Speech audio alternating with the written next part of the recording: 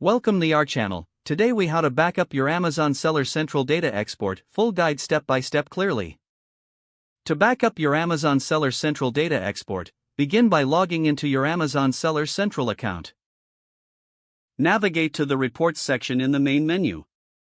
Select the Business Reports option. Choose the report type you wish to export. Common choices include sales, inventory, and fulfillment reports. Once you have selected the report type, adjust the date range to cover the period you want to backup. Click on the Generate Report button to create the export. Wait for the report to be processed, which may take a few moments.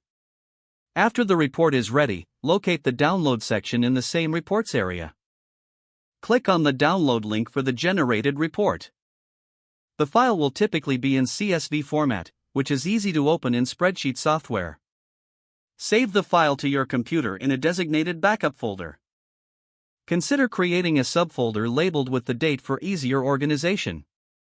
Ensure to repeat this process regularly to maintain up-to-date backups. After saving, double-check to confirm that the file is intact and accessible. For additional security, consider backing up the file to an external hard drive or a cloud storage service. Regular backups will help safeguard your data against potential loss.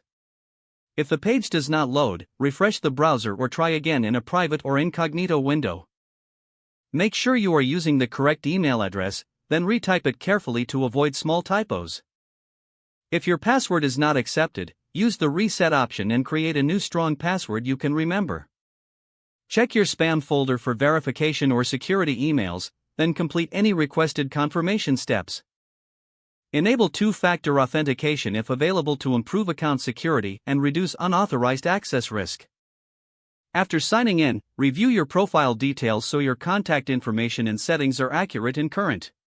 If you see an error message, note it down and try again after restarting your device and internet connection.